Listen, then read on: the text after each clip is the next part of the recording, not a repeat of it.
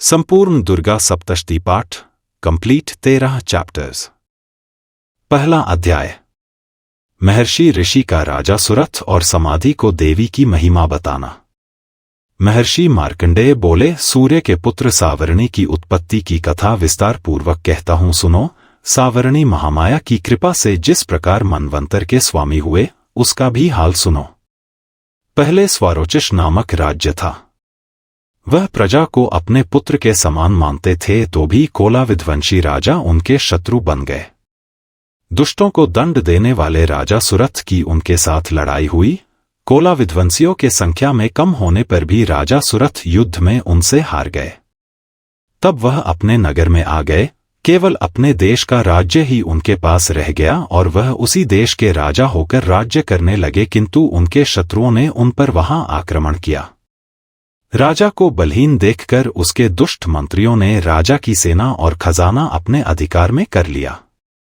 राजा सुरथ अपने राज्याधिकार को हार कर शिकार खेलने के बहाने घोड़े पर सवार होकर वहां से एक भयंकर वन की ओर चल गए। उस वन में उन्होंने महर्षि मेधा का आश्रम देखा। वहां मेधा महर्षि अपने शिष्यों तथा मुनियों से सुशोभित बैठे हुए थे और वहां कितने ही हिंसक जीव परम शांति भाव से रहते थे। राजा सुरथ ने महर्षि मेधा को प्रणाम किया और महर्षि ने भी उनका उचित सत्कार किया। राजा सुरथ महर्षि के आश्रम में कुछ समय तक ठहरे। अपने नगर की ममता के आकर्षण से राजा अपने मन में सोचने लगे, पूर्वकाल में पूर्वजों ने जिस नगर का पालन किया था, वह आज मेरे हाथ से निकल गया।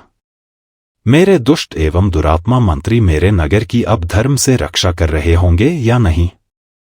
मेरा प्रधान हाथी, जो कि सदा मद की वर्षा करने वाला और शूरवीर था, मेरे वैरियों के वश में होकर न जाने क्या दुख भोग रहा होगा।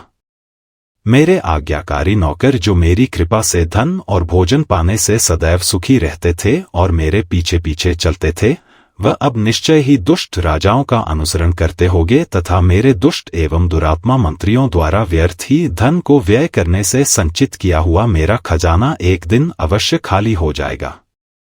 इस प्रकार की बहुत सी बातें सोचता हुआ राजा निरंतर दुखी रहने लगा। एक दिन राजा सुरथ ने महर्षि मेधा के आश्रम के निकट एक वैश्य को देखा। राजा ने उससे पूछा, भाई, तुम कौन हो?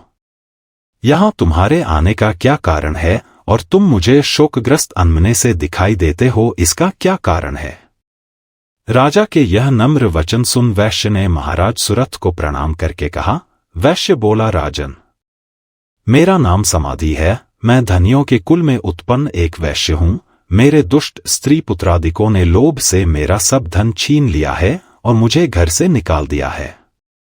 मैं इस तरह से दुखी होकर इस वन में चला आया हूं और यहां रहता हुआ मैं इस बात को भी नहीं जानता कि अब घर में इस समय सब कुशल हैं या नहीं। यहां मैं अपने परिवार का आचरण संबंधी कोई समाचार भी नहीं पा सकता कि वह घर में इस समय कुशल पूर्वक हैं या नहीं। मैं अपने पुत्रों के संबंध में यह भी नहीं जानता कि वह सदाचारी हैं या दुराचार में फंसे हुए हैं। राजा बोले, जिस धन के लोभी स्त्री पुत्रों ने तुम्हें घर से निकाल दिया है, फिर भी तुम्हारा चित्त उनसे क्यों प्रेम करता है? वैश्य ने कहा, मेरे विषय में आपका सा कहना ठीक है, किंतु मेरा मन इतना कठोर नहीं है। यद्यपि उन्होंने धन के लोभ में पड़कर पितृस्नेह को त्याग कर मुझे घर से निकाल दिया है, तो भी मेरे मन में उनके लिए कठोरता नहीं आती। हे महामते, मेरा मन फिर भी उनमें क्यों फंस रहा है, इस बात को जानता हुआ भी मैं नहीं जान रहा। मेरा चित्त उनके लिए दुखी है। मैं उनके लिए लंबी लंबी सांसें ले रहा हूं। उन लोगों में प्रेम नाम को नहीं है, फिर भी स्नेहियों के लिए मेरा हृदय कठोर नहीं होता। महर्षि मार्कंडेय जी ने कहा, है ब्राह्मण। इसके पश्चात महाराज सुरथ और वह वैश्य दोनों महर्षि मेधा के समीप गए और उनके साथ यथायोग्य न्याय संभाषण करके दोनों ने वार्ता आरंभ की। राजा बोले, है भगवान, मैं आपसे एक बात पूछना चाहता हूं, सो आप कृपा करके मुझे बताइए। मेरा मन अधीन नहीं है, इससे मैं बहुत दुखी हूं।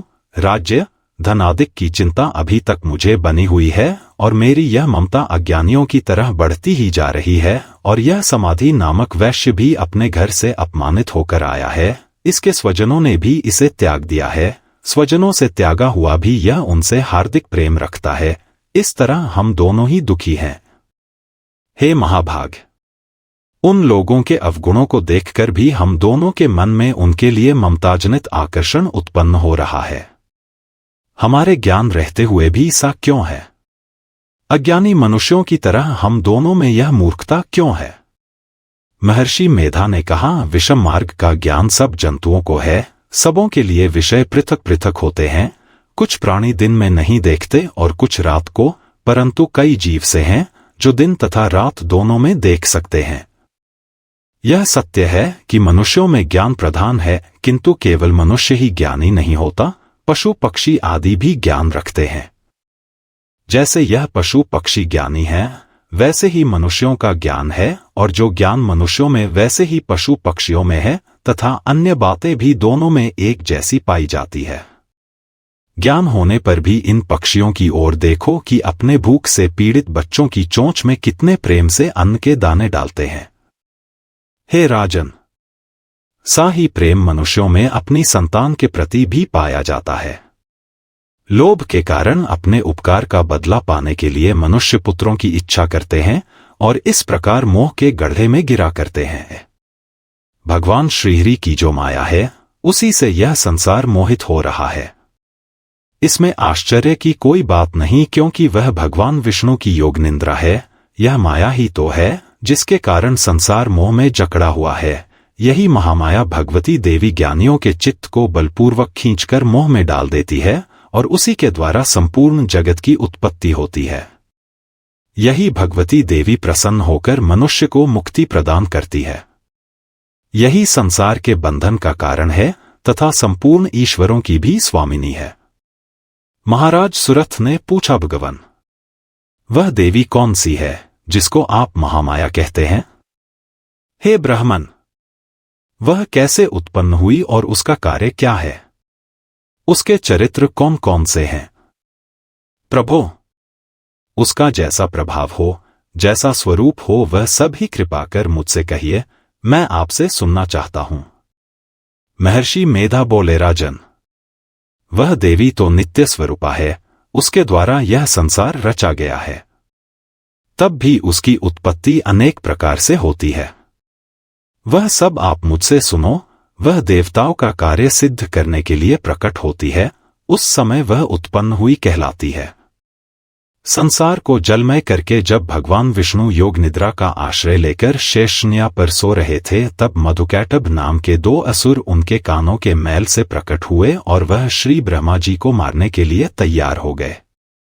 श्री ब्रह्मा जी ने जब उन दोनों को अपनी ओर आते देखा और यह भी देखा कि भगवान विष्णु योग निद्रा का आश्रय लेकर सो रहे हैं, तो वह उस समय श्री भगवान को जगाने के लिए उनके नेत्रों में निवास करने वाली योग निद्रा की स्तुति करने लगे। श्री ब्रह्मा जी ने कहा, हे देवी, तुम ही स्वाहा, तुम ही स्वधा और तुम ही वषटकार हो। स्वर भी तुम्हारा ही स्वरूप है, तुम ही जीवन देने वाली सुधा हो। नित्य अक्षर प्रणव में अकार, उकार, मकार, इन तीनों में माताओं के रूप में तुम ही स्थित हो। इनके अतिरिक्त जो बिंदपत अर्धमात्रा है, जिसका कि विशेष रूप से उच्चारण नहीं किया जाता है, हे देवी, वह भी तुम ही हो। हे देवी, संध्या, सावित्री तथा परमजननी तुम ही हो। तुम इस विश्व को धारण करने वाली हो। तुमने ही इस जगत की रचना की है और तुम ही इस जगत का पालन करने वाली हो। तुम ही कल्प के अंत में सबको भक्षण करने वाली हो। हे देवी, जगत की उत्पत्ति के समय तुम सृष्टि रूपा होती हो, पालन काल में स्थित रूपा हो और कल्प के अंत में संहार रूप धारण कर लेती हो। तुम ही महाविद्या, महामाया, महामेधा, महारात्रि और मोहरात्रि हो। श्री ईश्वरी और बोध स्वरूपा बुद्धि भी तुम ही हो। लज्जा, पुष्टि, तुष्टि, शांति और क्षमा भी तुम ही हो। तुम खड्ग धारिणी, शूल धारिणी, घोर रूपा तथा गदा, चक्र, शंख और धनुष को धारण करने वाली हो। बाण, भुषुंडी और परिघ यह भी तुम्हारे ही अस्त्र हैं। तुम सौम्य और सौम्यतर हो ही नहीं, बल्कि जितनी भी सौम्य तथा सुंदर वस्तुएं इस संसार में हैं, उन सबसे बढ़कर सुंदर तुम हो। पर और अपर सबसे पर रहने वाली सुंदर तुम ही हो। हे सर्वस्वरूपे देवी, जो भी ससत पदार्थ हैं और उनमें जो शक्ति है वह तुम ही हो। सी अवस्था में भला तुम्हारी स्तुति कौन कर सकता है। इस संसार की सृष्टि, पालन और सहार करने वाले जो भगवान हैं, उनको भी जब तुमने निद्रा के वशीभूत कर दिया है तो फिर तुम्हारी स्तुति कौन कर सकता है। मुझे, भगवान विष्णु तथा भगवान शंकर को शरीर धारण कराने वाली तुम ही हो। तुम्हारी स्तुति करने की शक्ति किसमें में है। हे देवी, तुम तो अपने इन उदार प्रभावों के कारण ही प्रशंसनीय हो। मधु और कैटब जो भयंकर असुर है, इन्हें मोह में डाल दो और श्रीहरि भगवान विष्णु को भी जल्दी जगा दो और उनमें इनको मार डालने की बुद्धि भी उत्पन्न कर दो। महर्षि मेधा बोले, हे राजन, जब श्री ब्रह्मा जी ने देवी से इस प्रकार स्तुति करके भगवान को जगाने तथा मधु और कैटब को मारने के लिए कहा तो वह भगवान श्री विष्णु के नेत्र, मुख, नासिका, बाहु, हृदय और वक्षस्थल से निकल ब्रह्मा जी के सामने खड़ी हो गई। उनका सा करना था कि भगवान श्रीहरि तुरंत जाग उठे और दोनों असुरों को देखा, जो कि अत्यंत बलवान तथा पराक्रमी थे और मारे क्रोध के, जिनके नेत्र लाल हो रहे थे और जो ब्रह्मा जी का वध करने के लिए तैयार थे। तब क्रुद्ध हो उन दोनों दुरात्मा असुरों के साथ भगवान श्रीहरि पूरे 5000 वर्ष तक लड़ते रहे। एक तो वह अत्यंत बलवान तथा पराक्रमी थे, दूसरे महामाया ने भी उन्हें मोह में डाल रखा था। अत वह श्री भगवान से कहने लगे, हम दोनों तुम्हारी वीरता से अत्यंत प्रसन्न है, तुम हमसे कोई वर मांगो। भगवान ने कहा, यदि तुम मुझ पर प्रसन्न हो तो अब तुम मेरे हाथों से मर जाओ। बस इतना सा ही वर मैं तुमसे मांगता हूं। यहां दूसरे वर से क्या प्रयोजन है। महर्षि मेधा बोले, इस तरह से जब वह धोखे में आ गए और अपने चारों ओर जल ही जल देखा तो भगवान श्रीहरि से कहने लगे, जहां पर जल न हो, सूखी जमीन हो, उसी जगह हमारा वध कीजिए। महर्षि मेधा कहते हैं, तथास्तु कहकर भगवान श्रीहरि ने उन दोनों को अपनी जांघ पर लिटाकर उन दोनों के सिर काट डाले। इस तरह से यह देवी श्री ब्रह्मा जी के स्तुति करने पर प्रकट हुई थी। अब तुमसे उनके प्रभाव का वर्णन करता हूं, सो सुनो। दूसरा अध्याय। देवताओं के तेज से देवी का प्रादुर्भाव और महिषासुर की सेना का वध। महर्षि मेधा बोले, प्राचीन काल में देवताओं और असुरों में पूरे 100 वर्षों तक घोर युद्ध हुआ था और देवराज इंद्र देवताओं के नायक थे। इस युद्ध में देवताओं की सेना परास्त हो गई थी और इस प्रकार संपूर्ण देवताओं को जीत महिषासुर इंद्र बन बैठा था। युद्ध के पश्चात हारे हुए देवता प्रजापति श्री ब्रह्मा को साथ लेकर उस स्थान पर पहुंचे जहां पर कि भगवान शंकर विराजमान थे। देवताओं ने अपनी हार का सारा वृत्तांत भगवान श्री विष्णु और शंकर जी से कह सुनाया। वह कहने लगे, हैं प्रभु, महिषासुर सूर्य, चंद्रमा, इंद्र, अग्नि, वायु, यम, वरुण तथा अन्य देवताओं के सब अधिकार छीनकर सबका अधिष्ठाता स्वयं बन बैठा है। उसने समस्त देवताओं को स्वर्ग से निकाल दिया है। वह मनुष्यों की तरह पृथ्वी पर विचर रहे हैं। दैत्यों की सारी करतूत हमने आपको सुना दी है और आपकी शरण में इसलिए आए हैं कि आप उनके वध का कोई उपाय सोचें। देवताओं की बातें सुनकर भगवान श्री विष्णु और शंकर जी को दैत्यों पर बड़ा गुस्सा आया। उनकी भौहें तन गई और आंखें लाल हो गई। गुस्से में भरे हुए भगवान विष्णु के मुख से बड़ा भारी तेज निकला और उसी प्रकार का तेज भगवान शंकर, ब्रह्मा और इंद्र आदि दूसरे देवताओं के मुख से प्रकट हुआ। फिर वह सारा तेज एक में मिल गया और तेज का पुंज वैसे दिखता था जैसे कि जाज्वल्यमान पर्वत हो। देवताओं ने देखा कि उस पर्वत की ज्वाला चारों ओर फैली हुई थी और देवताओं के शरीर से प्रकट हुए तेज की किसी अन्य तेज से तुलना नहीं हो सकती थी। एक स्थान पर इकट्ठा होने पर वह तेज एक देवी के रूप में परिवर्तित हो गया और अपने प्रकाश से तीनों लोकों में व्याप्त जान पड़ा। वह भगवान शंकर का तेज था, उससे देवी का मुख प्रकट हुआ। यमराज के तेज से उसके सिर के बाल बने, भगवान श्री विष्णु के तेज से उसकी भुजाएं बनी, चंद्रमा के तेज से दोनों स्तन और इंद्र के तेज से जंघा तथा पिंडली बनी और पृथ्वी के तेज से नितंब भाग बना, ब्रह्मा के तेज से दोनों चरण और सूर्य के तेज से उनकी अंगुलियां पैदा हुईं। वसुओं के तेज से हाथों की अंगुलियां एवं कुबेर के तेज से नासिका बनी, प्रजापति के तेज से उसके दांत और अग्नि के तेज से उसके नेत्र बने, संध्या के तेज से उसकी भौहें और वायु के तेज से उसके कान प्रकट हुए थे। इस प्रकार उस देवी का प्रादुर्भाव हुआ था। महिषासुर से पराजित देवता उस देवी को देखकर अत्यंत प्रसन्न हुए। भगवान शंकर ने अपने त्रिशूल में से एक त्रिशूल निकालकर उस देवी को दिया और भगवान विष्णु ने अपने चक्र में से एक चक्र निकालकर उस देवी को दिया। वरुण ने अपने चक्र में से एक चक्र निकालकर उस देवी को दिया। वरुण ने देवी को शंख भेंट किया, अग्नि ने इसे शक्ति दी, वायु ने उसे धनुष और बाण दिए, सहस्त्र नेत्रों वाले श्री देवारज इंद्र ने उसे अपने वज्र से उत्पन्न करके वज्र दिया और रावत हाथी का एक घंटा उतारकर देवी को भेंट किया। यमराज ने उसे कालदंड में से एक दंड दिया, वरुण ने उसे पाश दिया। प्रजापति ने उस देवी को स्फटिक की माला दी और ब्रह्माजी ने उसे कमंडलू दिया। सूर्य ने देवी के समस्त रोमों में अपनी किरणों का तेज भर दिया। काल ने उसे चमकती हुई ढाल और तलवार दी और उज्ज्वल हार और दिव्य वस्त्र उसे भेंट किए और इनके साथ ही उसने दिव्य चूड़ामणि दी, 2 कुंडल, कंकण, उज्ज्वल अर्धचंद्र, बाहों के लिए बाजूबंद, चरणों के लिए नुपुर, गले के लिए सुंदर हंसली और अंगुलियों के लिए रत्नों की बनी हुई अंगूठियां उसे दी।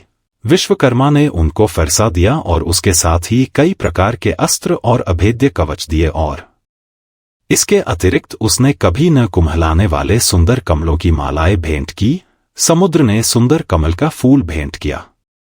हिमालय ने सवारी के लिए सिंह और तरह तरह के रत्न देवी को भेंट किए। यक्षराज कुबेर ने मधु से भरा हुआ पात्र और शेषनाग ने उन्हें बहुमूल्य मणियों से विभूषित नागहार भेंट किया। इसी तरह दूसरे देवताओं ने भी उसे आभूषण और अस्त्र देकर उसका सम्मान किया। इसके पश्चात देवी ने उच्च स्वर से गर्जना की। उसके इस भयंकर नाद से आकाश गूंज उठा। देवी का वह उच्च स्वर से किया हुआ सिंहनाद समा न सका। आकाश उनके सामने छोटा प्रतीत होने लगा। उससे बड़े जोर की प्रतिध्वनि हुई, जिससे समस्त विश्व में हलचल मच गई और समुद्र कांप उठे, पृथ्वी डोलने लगी और सबके सब पर्वत हिलने लगे। देवताओं ने उस समय प्रसन्न हो सिंह वाहिनी जगतमयी देवी से कहा, देवी तुम्हारी जय हो। इसके साथ महर्षियों ने भक्ति भाव से विनम्र होकर उनकी स्तुति की। संपूर्ण त्रिलोकी को शोकमग्न देखकर दैत्यगण अपनी सेनाओं को साथ लेकर और हथियार आदि सजाकर उठ खड़े हुए। महिषासुर के क्रोध की कोई सीमा नहीं थी। उसने क्रोध में भरकर कहा, यह सब क्या उत्पात है। फिर वह अपनी सेना के साथ उस ओर दौड़ा जिस ओर से भयंकर नाद का शब्द सुनाई दिया था और आगे पहुंचकर उसने देवी को देखा, जो कि अपनी प्रभा से तीनों लोकों को प्रकाशित कर रही थी। उसके चरणों के भार से पृथ्वी दबी जा रही थी। माथे के मुकुट से आकाश में एक रेखा सी बन रही थी और उसके धनुष की टंकोर से सब लोग क्षुब्ध हो रहे थे। देवी अपनी सहस्त्रों भुजाओं को संपूर्ण दिशाओं में फैलाए खड़ी थी। इसके पश्चात उनका दैत्यों के साथ युद्ध छिड़ गया और कई प्रकार के अस्त्र शस्त्रों से सब की सब दिशाएं उद्भाषित होने लगी। महिषासुर की सेना का सेनापति चिक्षुर नामक एक महान असुर था। वह आगे बढ़कर देवी के साथ युद्ध करने लगा और दूसरे दैत्यों की चतुरंगिणी सेना साथ लेकर चामर भी लड़ने लगा और 60,000 महारथियों को साथ लेकर उदग्र नामक महादैत्य आकर युद्ध करने लगा और महाहनु नामक असुर 1 करोड़ रथियों को लेकर, असिलोमा नामक असुर 5 करोड़ सैनिकों को साथ लेकर युद्ध करने लगा। वाशकल नामक असुर 60 लाख असुरों के साथ युद्ध में आ डटा। विडाल नामक असुर 1 करोड़ रथियों सहित लड़ने को तैयार था। इन सबके अतिरिक्त और भी हजारों असुर हाथी और घोड़े साथ लेकर लड़ने लगे और इन सबके पश्चात महिषासुर करोड़ों रथों, हाथियों और घोड़ों सहित वहां आकर देवी के साथ लड़ने लगा। सभी असुर तोमर, भिंदीपाल, शक्ति, मुसल, खंडगो, फरसों, पट्टियों के साथ रणभूमि में देवी के साथ युद्ध करने लगे।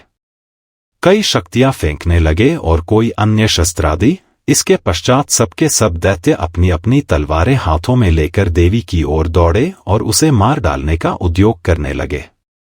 मगर देवी ने क्रोध में भरकर खेल ही खेल में उनके सब अस्त्रों शस्त्रों को काट दिया। इसके पश्चात ऋषियों और देवताओं ने देवी की स्तुति आरंभ कर दी और वह प्रसन्न होकर असुरों के शरीरों पर अस्त्र शस्त्रों की वर्षा करती रही। देवी का वाहन भी क्रोध में भरकर दैत्य सेना में इस प्रकार विचरने लगा जैसे कि वन में दावानल फैल रहा हो। युद्ध करती हुई देवी ने क्रोध में भर जितने श्वासों को छोड़ा वह तुरंत ही सैकड़ों हजारों गणों के रूप में परिवर्तित हो गए। फरसे, भिंदीपाल, खड्ग तथा पट्टिश इत्यादि अस्त्रों के साथ दैत्यों से युद्ध करने लगे। देवी की शक्ति से बढ़े हुए वह गण दैत्यों का नाश करते हुए ढोल, शंख व मृदंग आदि बजा रहे थे।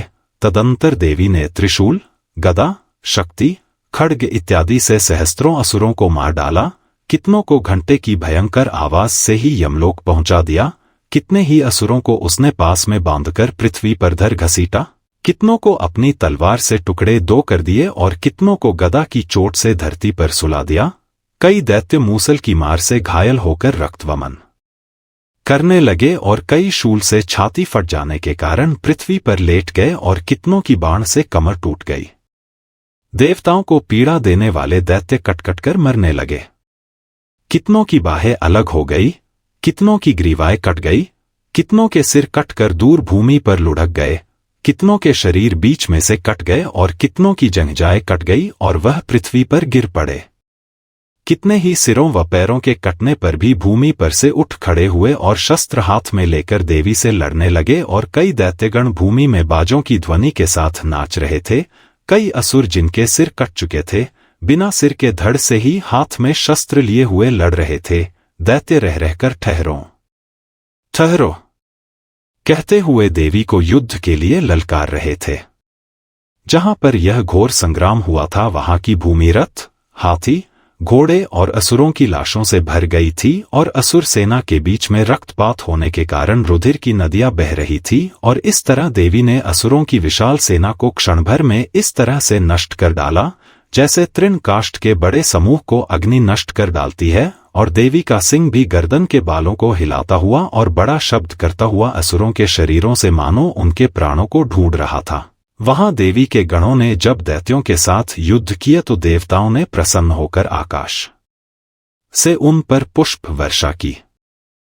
तीसरा अध्याय, सेनापतियों सहित महिषासुर का वध। महर्षि मेद ने कहा, महिषासुर की सेना नष्ट होती देखकर उस सेना का सेनापति चिक्षुर क्रोध में भर देवी के साथ युद्ध करने के लिए आगे बढ़ा। वह देवी पर इस प्रकार बाणों की वर्षा करने लगा मानो सुमेरु पर्वत पानी की धार बरसा रहा हो। इस प्रकार देवी ने अपने बाणों से उसके बाणों को काट डाला तथा उसके घोड़ों व सारथी को मार दिया। साथ ही उसके धनुष और उसकी अत्यंत ऊंची ध्वजा को भी काटकर नीचे गिरा दिया। उसका धनुष कट जाने के पश्चात उसके शरीर के अंगों को भी अपने बाणों से बींध दिया। धनुष, घोड़ों और सारथी के नष्ट हो जाने पर वह असुर ढाल और तलवार लेकर देवी की तरफ आया। उसने अपनी तीक्ष्ण धार वाली तलवार से देवी के सिंह के मस्तक पर प्रहार किया और बड़े वेग से देवी की बाईं भुजा पर वार किया, किंतु देवी की बाईं भुजा को छूते ही उस दैत्य की तलवार टूटकर दो टुकड़े हो गई। इससे दैत्य ने क्रोध में भरकर शूल हाथ में लिया और उसे भद्रकाली देवी की ओर फेंका। देवी की ओर आता हुआ वह शूल आकाश से गिरते हुए सूर्य के समान प्रज्वलित हो उठा। उस शूल को अपनी ओर आते हुए देखकर देवी ने भी शूल छोड़ा और महाअसुर के शूल के 100 टुकड़े कर दिए और साथ ही महाअसुर के प्राण भी हर लिए। चिक्षुर के मरने पर देवताओं को दुख देने वाला चामर नामक दैत्य हाथी पर सवार होकर देवी से लड़ने के लिए आया और उसने आने के साथ ही शक्ति से प्रहार किया, किंतु देवी ने अपनी हुंकार से ही उसे तोड़कर पृथ्वी पर डाल दिया। शक्ति को टूटा हुआ देखकर दैत्य ने क्रोध से लाल होकर शूल को चलाया, किंतु देवी ने उसको भी काट दिया। इतने में देवी का सिंह उछलकर हाथी के मस्तक पर सवार हो गया और दैत्य के साथ बहुत ही तीव्र युद्ध करने लगा। फिर वह दोनों लड़ते हुए हाथी पर से पृथ्वी पर आ गिरे और दोनों बड़े क्रोध से लड़ने लगे। फिर सिंह बड़े जोर से आकाश की ओर उछला और जब पृथ्वी की ओर आया तो अपने पंजे से चामर का सिर धड़ से अलग कर दिया। क्रोध से भरी हुई देवी ने शिला और वृक्ष आदि की चोटों से उदग्र को भी मार दिया। कराल को दांतों, मुक्कों और थप्पड़ों से चूर्ण कर डाला। क्रुद्ध हुई देवी ने गदा के प्रहार से उद्धत दैत्य को मार गिराया। भिंदीपाल से वाष्पकल को, बाणों से ताम्र तथा अंधक को मौत के घाट उतार दिया। तीनों नेत्रों वाली परमेश्वरी ने त्रिशूल से उग्रास्य, उग्रवीर्य और महानु नामक राक्षसों को मार गिराया। उसने अपनी तलवार से विडाल नामक दैत्य का सिर काट डाला तथा अपने बाणों से दुर्धर और दुर्मुख राक्षसों को यमलोक को पहुंचा दिया। इस प्रकार जब महिषासुर ने देखा कि देवी ने मेरी सेना को नष्ट कर दिया है, तो वह भैंसे का रूप धारण कर देवी के गणों को दुख देने लगा। उन गणों में कितनों को उसने मुख के प्रहार से, कितनों को खुरों से, कितनों को पूंछ से, कितनों को सींगों से, बहुतों को दौड़ाने के वेग से, अनेकों को सिंहनाद से, कितनों को चक्कर देकर और कितनों को श्वास वायु के झोंकों से पृथ्वी पर गिरा दिया। वह दैत्य इस प्रकार गणों की सेना को गिरा देवी के सिंह को मारने के लिए दौड़ा। इस पर देवी को बड़ा गुस्सा आया। उधर दैत्य भी क्रोध में भरकर धरती को खुरों से खोदने लगा तथा सींगों से पर्वतों को उखाड़ दोकर धरती पर फेंकने लगा और मुख से शब्द करने लगा। महिषासुर के वेग से चक्कर देने के कारण पृथ्वी क्षुब्ध होकर फटने लगी। उसकी पूंछ से टकराकर समुद्र चारों ओर फैलने लगा। हिलते हुए सींगों के आघात से मेघ खंड खंड हो गए और श्वास से आकाश में उड़ते हुए पर्वत फटने लगे। इस तरह क्रोध में भरे हुए राक्षस को देख चंडिका को भी क्रोध आ गया और वह उसे मारने के लिए क्रोध में भर गई। देवी ने पाश फेंक दैत्य को बांध लिया और उसने बंध जाने पर दैत्य का रूप त्याग दिया और सिंह का रूप बना लिया। और ज्यों ही देवी उसका सिर काटने के लिए तैयार हुई कि उसने पुरुष का रूप बना लिया, जो कि हाथ में तलवार लिए हुए था। देवी ने तुरंत ही अपने बाणों के साथ उस पुरुष को उसकी तलवार ढाल सहित बींध डाला। इसके पश्चात वह हाथी के रूप में दिखाई देने लगा और अपनी लंबी सूंड से देवी के सिंह को खींचने लगा और गर्जने लगा। देवी ने अपनी तलवार से उसकी सूंड काट डाली। तब राक्षस ने एक बार फिर भैंसे का रूप धारण कर लिया और पहले की तरह चराचर जीवों सहित समस्त त्रिलोकी को व्याकुल करने लगा। इसके पश्चात क्रोध में भरी हुई देवी बारंबार उत्तम मधु का पान करने लगी और लाल लाल नेत्र करके हंसने लगी। उधर बलवीर्य तथा मद से क्रुद्ध हुआ दैत्य भी गर्जने लगा। अपने सींगों से देवी पर पर्वतों को फेंकने लगा। देवी अपने वाणों से उसके फेंके हुए पर्वतों को चूर्ण करती हुई बोलियो, मूढ़, जब तक मैं मधुपान कर रही हूं तब तू गरज ले और इसके पश्चात मेरे हाथों तेरी मृत्यु हो जाने पर देवता गरजेंगे। महर्षि मेधा ने कहा, यो कहकर देवी उछलकर उस दैत्य पर जा चढ़ी और उसको अपने पैर से दबाकर शूल से उसके गले पर आघात किया। देवी के पैर से दबने पर भी दैत्य अपने दूसरे रूप से अपने मुख से बाहर होने लगा। अभी वह आधा ही बाहर निकला था कि देवी ने अपने प्रभाव से उसे रोक दिया। जब वह आधा निकला हुआ ही दैत्य युद्ध करने लगा तो देवी ने अपनी तलवार से उसका सिर काट दिया। इसके पश्चात सारी राक्षस सेना हाहाकार करती हुई वहां से भाग खड़ी हुई और सब देवता अत्यंत प्रसन्न हुए तथा ऋषियों महर्षियों सहित देवी की स्तुति करने लगे। गंधर्वराज गान करने तथा अप्सराएं नृत्य करने लगी। चौथा अध्याय। इंद्रादि देवताओं द्वारा देवी की स्तुति। महर्षि मेधा बोले, देवी ने जब पराक्रमी दुरात्मा महिषासुर को मार गिराया और असुरों की सेना को मार दिया, तब इंद्रादि समस्त देवता अपने सिर तथा शरीर को झुकाकर भगवती की स्तुति करने लगे, जिस देवी ने अपनी शक्ति से यह जगत व्याप्त किया है और जो संपूर्ण देवताओं तथा महर्षियों की पूजनीय है। उस अंबिका को हम भक्तिपूर्वक नमस्कार करते हैं। वह हम सब का कल्याण करे। जिस अतुल प्रभाव और बल का वर्णन भगवान विष्णु, शंकर और ब्रह्मा जी भी नहीं कर सके, वही चंडिका देवी इस संपूर्ण जगत का पालन करे और अशुभ भय का नाश करे। पुण्यात्माओं के घरों में तुम स्वयं लक्ष्मी रूप हो और पापियों के घरों में तुम अलक्ष्मी रूप हो और सत्कुल में उत्पन्न होने वालों के लिए तुम लज्जा रूप होकर उनके घरों में निवास करती हो। हम दुर्गा भगवती को नमस्कार करते हैं। हे देवी, इस विश्व का पालन करो। हे देवी, हम तुम्हारे अचिंत्य रूप का किस प्रकार वर्णन करें। असुरों का नाश करने वाले भारी पराक्रम तथा समस्त देवताओं और दैत्यों के विषय में जो तुम्हारे पवित्र चरित्र हैं, उनका हम किस प्रकार वर्णन करें। हे देवी, त्रिगुणात्मिका होने पर भी तुम संपूर्ण जगत की उत्पत्ति का कारण हो। हे देवी, भगवान विष्णु, शंकर आदि किसी भी देवता ने तुम्हारा पार नहीं पाया। तुम सबकी आश्रय हो। यह संपूर्ण जगत तुम्हारा ही अंश रूप है, क्योंकि तुम सबकी आदिभूत प्रकृति हो। हे देवी, तुम्हारे जिस नाम के उच्चारण से संपूर्ण यज्ञों में सब देवता तृप्ति लाभ करते हैं, वह स्वाहा तुम ही हो। इसके अतिरिक्त तुम पितरों की तृप्ति का कारण हो, इसलिए सब आपको स्वधा कहते हैं।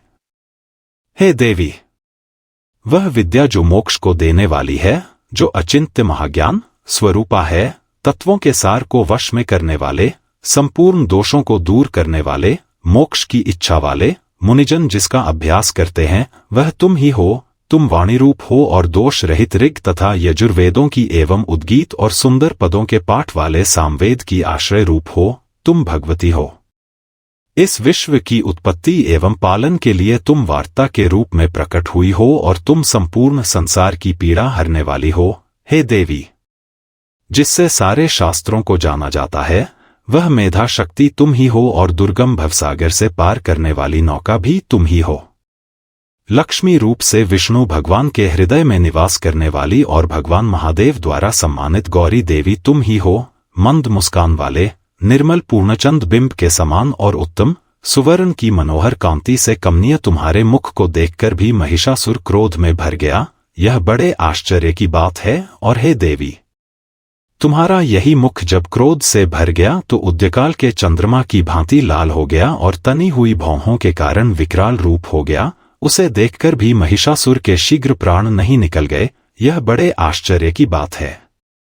आपके कुपित मुख के दर्शन करके भला कौन जीवित रह सकता है। हे देवी, तुम हमारे कल्याण के लिए प्रसन्न हो। आपके प्रसन्न होने से इस जगत का अभ्युदय होता है, और जब आप क्रुद्ध हो जाती हैं तो कितने ही कुलों का सर्वनाश हो जाता है। यह हमने अभी अभी जाना है कि जब तुमने महिषासुर की बहुत बड़ी सेना को देखते दो मार दिया है। हे देवी, सदा अभ्युदय प्रताप देने वाली तुम जिस पर प्रसन्न हो जाती हो, वही देश में सम्मानित होते हैं। उनके धन यश की वृद्धि होती है। उनका धर्म कभी शिथिल नहीं होता है और उनके यहाँ अधिक पुत्र पुत्रियां और नौकर होते हैं। हे देवी, तुम्हारी कृपा से ही धर्मात्मा पुरुष प्रतिदिन श्रद्धापूर्वक यज्ञ करता है और धर्मानुकूल आचरण करता है और उसके प्रभाव से स्वर्गलोक में जाता है, क्योंकि तुम तीनों लोकों में मनवांछित फल देने वाली हो। हे मां दुर्गे, तुम स्मरण करने पर संपूर्ण जीवों के भय नष्ट कर देती हो और स्थिर चित्त वालों के द्वारा चिंतन करने पर उन्हें और अत्यंत मंगल देती हो। हे दारिद्र्य दुख नाशिनी देवी, तुम्हारे सिवा दूसरा कौन है। तुम्हारा चित्त सदा दूसरों के उपकार में लगा रहता है।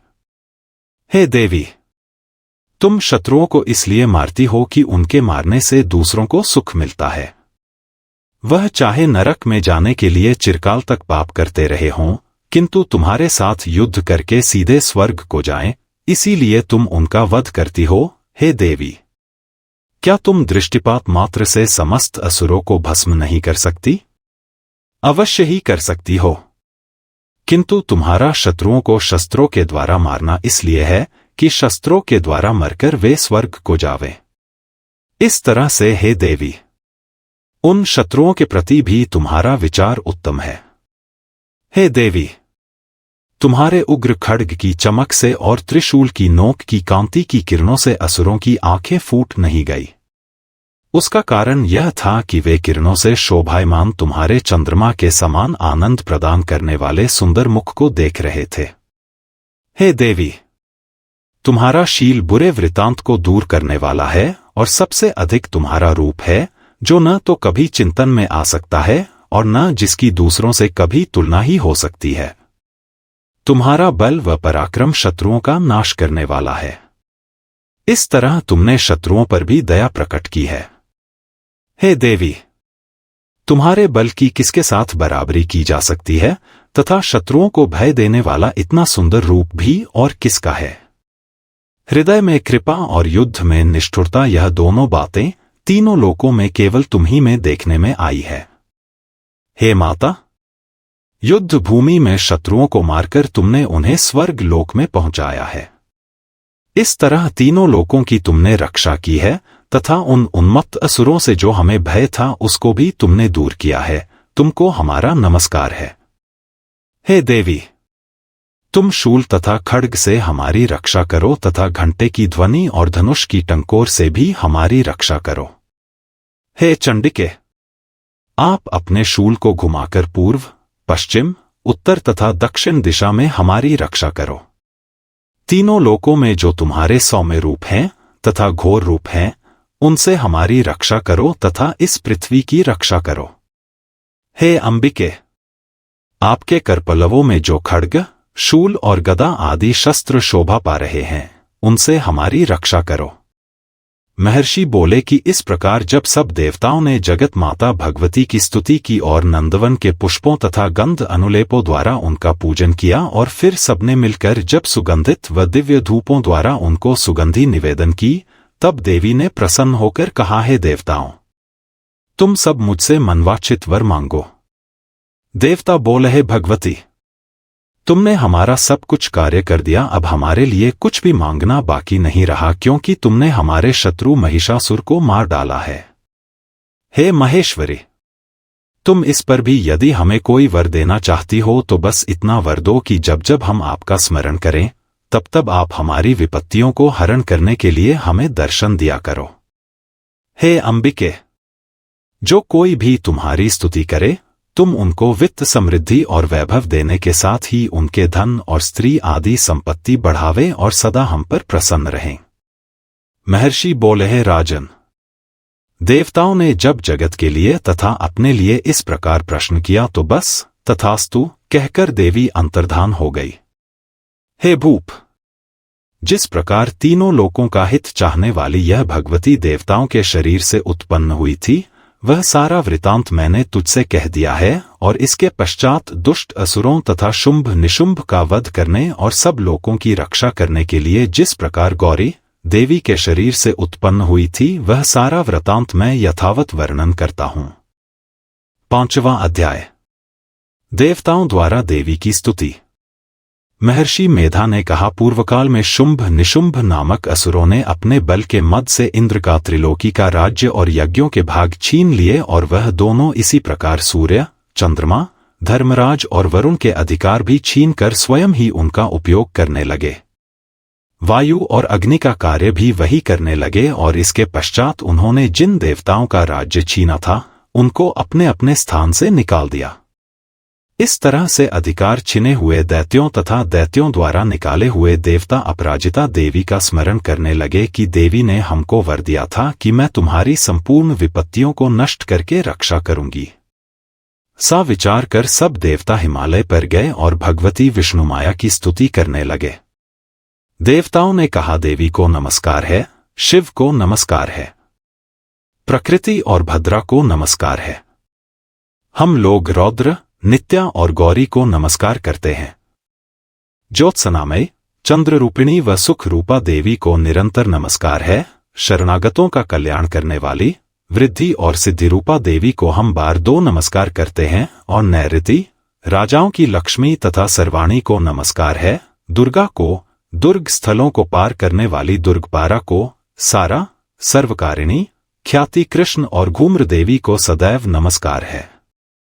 अत्यंत सौम्य तथा अत्यंत रौद्र रूपा को हम नमस्कार करते हैं, उन्हें हमारा बारंबार प्रणाम है। जगत की आधारभूत कृति देवी को बार बार नमस्कार करते हैं। जिस देवी को प्राणी मात्र विष्णु माया कहते हैं, उसको नमस्कार है, उसको नमस्कार है, उसको नमस्कार है। जो देवी संपूर्ण प्राणियों में चेतना कहलाती है, उसको नमस्कार है, उसको नमस्कार है, उसको नमस्कार है। जो देवी संपूर्ण प्राणियों में बुद्धि रूप से स्थित है, उसको नमस्कार है, उसको नमस्कार है, उसको नमस्कार है। जो देवी सब प्राणियों में निद्रा रूप से विराजमान है, उसको नमस्कार है, उसको नमस्कार है, उसको नमस्कार है। जो देवी संपूर्ण प्राणियों में क्षुधा रूप से विराजमान है, उसको नमस्कार है, उसको नमस्कार है, उसको नमस्कार है। जो देवी संपूर्ण प्राणियों में छाया रूप से स्थित है, उसको नमस्कार है, उसको नमस्कार है, उसको नमस्कार है। जो देवी सब प्राणियों में शक्ति रूप से स्थित है, उसको नमस्कार है, उसको नमस्कार है, उसको नमस्कार है। जो देवी संपूर्ण प्राणियों में तृष्णा रूप से स्थित है, उसको नमस्कार है, उसको नमस्कार है, उसको नमस्कार है। जो देवी सब प्राणियों में शांति रूप से स्थित है, उसको नमस्कार है, उसको नमस्कार है, उसको नमस्कार है। जो देवी सब प्राणियों में जाति रूप से स्थित है, उसको नमस्कार है, उसको नमस्कार है, उसको नमस्कार है। जो देवी सब प्राणियों में लज्जा रूप से स्थित है, उसको नमस्कार है, उसको नमस्कार है, उसको नमस्कार है। जो देवी संपूर्ण प्राणियों में श्रद्धा रूप से स्थित है, उसको नमस्कार है, उसको नमस्कार है, उसको नमस्कार है। जो देवी संपूर्ण प्राणियों में कांति रूप से स्थित है, जो देवी सब प्राणियों में लक्ष्मी रूप से स्थित है, उसको नमस्कार है, उसको नमस्कार है, उसको नमस्कार है। जो देवी संपूर्ण प्राणियों में वृत्ति रूप से स्थित है, उसको नमस्कार है, उसको नमस्कार है, उसको नमस्कार है। जो देवी सब प्राणियों में स्मृति रूप से विराजमान है, उसको नमस्कार है, उसको नमस्कार है, उसको नमस्कार है। जो देवी सब प्राणियों में दया रूप से स्थित है, वह उसको नमस्कार है, उसको नमस्कार है। जो देवी सब प्राणियों में तुष्टि रूप से स्थित है, उसको नमस्कार है, उसको नमस्कार है, उसको नमस्कार है। जो देवी संपूर्ण प्राणियों में मातृरूप से स्थित है, उसको नमस्कार है, उसको नमस्कार है, उसको नमस्कार है। जो देवी संपूर्ण प्राणियों में भ्रांति रूप से स्थित है, उसको नमस्कार है, उसको नमस्कार है, उसको नमस्कार है। जो देवी संपूर्ण प्राणियों में नित्य व्याप्त रहती है, उसको नमस्कार है, उसको नमस्कार है, उसको नमस्कार है। जो देवी चैतन्य रूप से इस संपूर्ण संसार को व्याप्त करके स्थित है, उसको नमस्कार है, उसको नमस्कार है, उसको नमस्कार है। पूर्वकाल में देवताओं ने अपने अभीष्ट फल पाने के लिए जिसकी स्तुति की है और देवराज इंद्र ने बहुत दिनों तक जिसका सेवन किया है, वह कल्याण की साधना भूता ईश्वरी हमारा कल्याण और मंगल करे तथा सारी विपत्तियों को नष्ट कर डाले। असुरों के सताए हुए हम संपूर्ण देवता उस परमेश्वरी को इस समय नमस्कार करते हैं तथा जो भक्ति पूर्वक स्मरण किए जाने पर तुरंत ही सब विपत्तियों को नष्ट कर देती है, वह जगदम्बा इस समय भी हमारा मंगल करके हमारी समस्त विपत्तियों को दूर करें। महर्षि मेधा ने कहा, है राजन, इस प्रकार जब देवता स्तुति कर रहे थे तो उसी समय पार्वती देवी गंगा में स्नान करने के लिए आई। तब उनके शरीर से प्रकट होकर शिवादेवी बोली, शुंभ दैत्य के द्वारा स्वर्ग से निकले हुए और निशुंभ से हारे हुए यह देवता मेरी स्तुति कर रहे हैं। पार्वती के शरीर से अंबिका निकली थी, इसलिए उसको संपूर्ण लोक में कौशिकी कहते हैं। कौशिकी के प्रकट होने के पश्चात पार्वती देवी के शरीर का रंग काला हो गया और वह हिमालय पर रहने वाली कालिका देवी के नाम से प्रसिद्ध हुई। फिर शुंभ और निशुंभ के दूत चंडमुंड वहां आए और उन्होंने परम मनोहर रूप वाली अंबिका देवी को देखा। फिर वह शुंभ के पास जाकर बोले, महाराज, एक अत्यंत सुंदर स्त्री हिमालय को प्रकाशित कर रही है, वैसा रंग रूप आज तक हमने किसी स्त्री में नहीं देखा। हे असुरेश्वर, आप यह पता लगाए कि वह कौन है और उसको ग्रहण कर ले। वह स्त्री स्त्रियों में रत्न है, वह अपनी कांति से 10 दिशाओं को प्रकाशित करती हुई वहां स्थित है, इसलिए आपका उसको देखना उचित है। हे प्रभो, तीनों लोकों के हाथी, घोड़े और मणि इत्यादि जितने रत्न हैं, वह सब इस समय आपके घर में शोभायमान हैं। हाथियों में रत्न रूप रावत हाथी और उच्चैश्रवा नामक घोड़ा तो आप इंद्र से ले आए हैं। हंसों द्वारा जुता हुआ विमान जो कि ब्रह्मा जी के पास था, अब भी आपके पास है, और यह महापद्म नामक खजाना आपने कुबेर से छीना है। समुद्र ने आपको सदा खिले हुए फूलों की किंजलकिनी नामक माला दी है। वरुण का कंचन की वर्षा करने वाला छत्र आपके पास है। रथों में श्रेष्ठ प्रजापति का रथ भी आपके पास ही है। हे दैत्येंद्र, मृत्यु से उत्क्रांतिका नामक शक्ति भी आपने छीन ली है, और वरुण का पाश भी आपके भ्राता निशुंभ के अधिकार में है, और जो अग्नि में न जल सके से 2 वस्त्र भी अग्निदेव ने आपको दिए हैं। हे दैत्यराज, इस प्रकार सारी रत्नरूपी वस्तुएं आप संग्रह कर चुके हैं, तो फिर आप यह कल्याणकारी स्त्रियों में रत्नरूप अनुपम स्त्री आप क्यों नहीं ग्रहण करते? महर्षि मेधा बोले, चंडमुंड का यह वचन सुनकर शुंभ ने विचारा कि सुग्रीव को अपना दूत बनाकर देवी के पास भेजा जाए। प्रथम उसको सब कुछ समझा दिया और कहा कि वहां जाकर तुम उसको अच्छी तरह से समझाना और सा उपाय करना जिससे वह प्रसन्न होकर तुरंत मेरे पास चली आए। भली प्रकार समझाकर कहना। दूत सुग्रीव पर्वत के उस रमणीय भाग में पहुंचा जहां देवी रहती थी। दूत ने कहा, हे देवी, दैत्यों का राजा शुंभ जो इस समय तीनों लोकों का स्वामी है, मैं उसका दूत हूं और यहां तुम्हारे पास आया हूं। संपूर्ण देवता उसकी आज्ञा एक स्वर से मानते हैं। अब जो कुछ उसने कहला भेजा है वह सुनो। उसने कहा है, इस समय संपूर्ण त्रिलोकी मेरे वश में है और संपूर्ण यज्ञों के भाग को पृथक पृथक मैं ही लेता हूं और तीनों लोकों में जितने श्रेष्ठ रत्न हैं वह सब मेरे पास हैं। देवराज इंद्र का वाहन रावत मेरे पास है जो मैंने छीन लिया है। उच्च श्रवा नामक घोड़ा जो क्षीर सागर मंथन करने से प्रकट हुआ था उसे देवताओं ने मुझे समर्पित किया है। हे सुंदरी, इनके अतिरिक्त और भी जो रत्नभूषण पदार्थ देवताओं के पास थे वह सब मेरे पास हैं। हे देवी, मैं तुम्हें संसार की स्त्रियों में रत्न मानता हूं क्योंकि रत्नों का उपभोग करने वाला मैं ही हूं। हे चंचल कटाव वाली सुंदरी, अब यह मैं तुझ पर छोड़ता हूं कि तू मेरे या मेरे भाई महापराक्रमी निशुंभ की सेवा में आ जाए। यदि तू मुझे वरेगी तो तुझे अतुल महान शौर्य की प्राप्ति होगी। अत तुम अपनी बुद्धि से यह विचार कर मेरे पास चली आओ। महर्षि मेधा ने कहा, दूत के सा कहने पर संपूर्ण जगत का कल्याण करने वाली भगवती दुर्गा मन ही मन मुस्कुराई और इस प्रकार कहने लगी। देवी ने कहा, हे दूत, तू जो कुछ कह रहा है वह सत्य है और इसमें किंचित मात्र भी झूठ नहीं है। शुंभ इस समय तीनों लोकों का स्वामी है और निशुंभ भी उसी की तरह पराक्रमी है, किंतु इसके संबंध में मैं जो प्रतिज्ञा कर चुकी हूं उसे मैं कैसे झुठला सकती हूं? अत तू मैंने जो प्रतिज्ञा की है उसे सुन। जो मुझे युद्ध में जीत लेगा और मेरे अभिमान को खंडित करेगा तथा बल में मेरे समान होगा वही मेरा स्वामी होगा। इसलिए शुंभ अथवा निशुंभ यहां आवे और युद्ध में जीतकर मुझसे विवाह कर ले, इसमें भला देर की क्या आवश्यकता है? दूत ने कहा, हे देवी, तुम अभिमान में भरी हुई हो, मेरे सामने तुमसी बात न करो। इस त्रिलोकी में मुझे तो सा कोई दिखाई नहीं देता जो कि शुंभ और निशुंभ के सामने ठहर सके। हे देवी, जब अन्य देवताओं में से कोई शुंभ व निशुंभ के समान युद्ध में ठहर नहीं सकता तो तुम जैसी स्त्री उनके सामने रणभूमि में ठहर सकेगी? जिन शुंभ आदि असुरों के सामने इंद्र आदि देवता नहीं ठहर सके तो फिर तुम अकेली स्त्री उनके सामने कैसे ठहर सकेगी?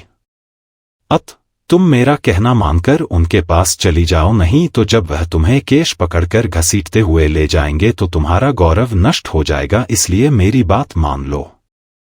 देवी ने कहा, जो कुछ तुमने कहा ठीक है। शुंभ और निशुंभ बड़े बलवान है, लेकिन मैं क्या कर सकती हूं क्योंकि मैं बिना विचारे प्रतिज्ञा कर चुकी हूं। इसलिए तुम जाओ और मैंने जो कुछ भी कहा है वह सब आदर पूर्वक असुरेंद्र से कह दो, इसके पश्चात जो वह उचित समझे करें। छठा अध्याय, धूम्रलोचन वध। महर्षि मेधा ने कहा, देवी की बात सुनकर दूत क्रोध में भरा हुआ वहां से असुरेंद्र के पास पहुंचा और सारा वृतांत उसे कह सुनाया। दूत की बात सुन असुरेंद्र के क्रोध का पारावर न रहा और उसने अपने सेनापति धूम्रलोचन से कहा, धूम्रलोचन, तुम अपनी सेना सहित शीघ्र वहां जाओ और उस दुष्टा के केशों को पकड़कर उसे घसीटते हुए यहां ले आओ। यदि उसकी रक्षा के लिए कोई दूसरा खड़ा हो, चाहे वह देवता, यक्ष अथवा गंधर्व ही क्यों न हो, उसको तुम अवश्य मार डालना। महर्षि मेधा ने कहा, शुंभ के इस प्रकार आज्ञा देने पर धूम्रलोचन 60,000 राक्षसों की सेना को साथ लेकर वहां पहुंचा और देवी को देख ललकार कर कहने लगा, अरे तू अभी शुंभ और निशुंभ के पास चल। यदि तू प्रसन्नता पूर्वक मेरे साथ न चलेगी तो मैं तेरे केशों को पकड़ घसीटता हुआ तुझे ले चलूंगा। देवी बोली, सुरेंद्र का भेजा हुआ तेरे जैसा बलवान यदि बलपूर्वक मुझे ले जावेगा तो सी दशा में मैं तुम्हारा कर ही क्या सकती हूं? महर्षि मेधा ने कहा। सा कहने पर धूम्रलोचन उसकी ओर लपका, किंतु देवी ने उसे अपनी हुंकार से ही भस्म कर डाला। यह देखकर असुर सेना क्रुद्ध होकर देवी की ओर बढ़ी, परंतु अंबिका ने उन पर तीखे बाणों, शक्तियों तथा फरसों की वर्षा आरंभ कर दी। इतने में देवी का वाहन भी अपनी ग्रीवा के बालों को झटकता हुआ और बड़ा भारी शब्द करता हुआ असुर सेना में कूद पड़ा। उसने कई असुर अपने पंजों से, कई अपने जबड़ों से और कई को धरती पर पटक कर अपनी दाढ़ों से घायल करके मार डाला। उसने कई असुरों के अपने नख से पेट फाड़ डाले और कई असुरों का तो केवल थप्पड़ मारकर सिर धड़ से अलग कर दिया।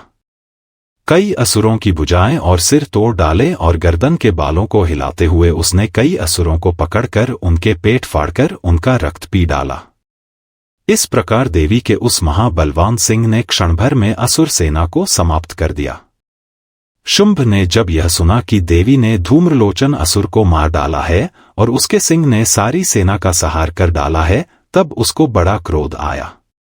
उसके मारे क्रोध के ओंठ फड़कने लगे और उसने चंड तथा मुंड नामक महाअसुरों को आज्ञा दी है। चंड, हे मुंड, तुम अपने साथ एक बड़ी सेना लेकर वहां जाओ और उस देवी के बाल पकड़कर उसे बांधकर तुरंत यहां ले आओ। यदि उसको यहां लाने में किसी प्रकार का संदेह हो तो अपनी सेना सहित उससे लड़ते हुए उसको मार डालो, और जब वह दुष्टा और उसका सिंह दोनों मारे जावें तब भी उसको बांधकर यहां ले आना। 7वां अध्याय। चंड और मुंड का वध।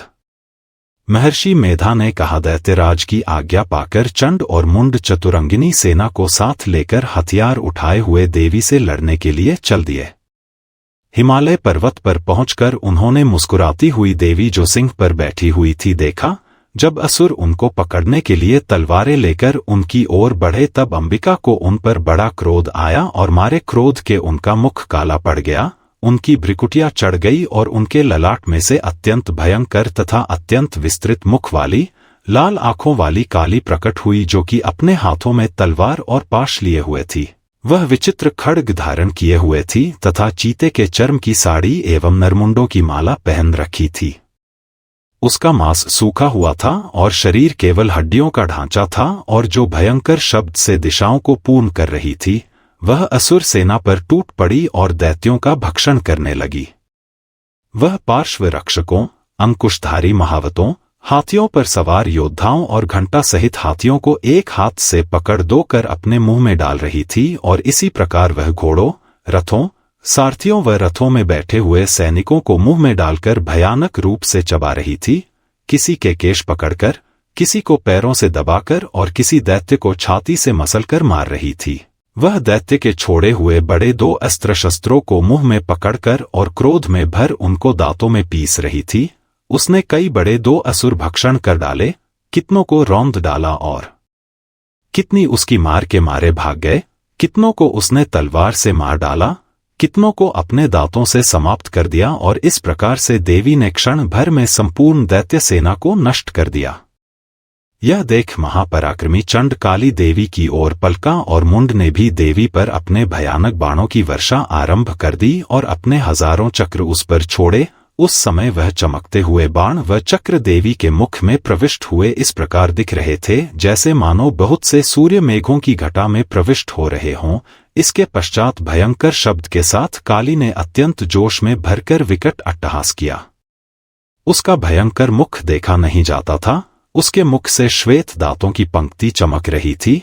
फिर उसने तलवार हाथ में लेकर हूं शब्द कहकर चंड के ऊपर आक्रमण किया और उसके केश पकड़कर उसका सिर काटकर अलग कर दिया।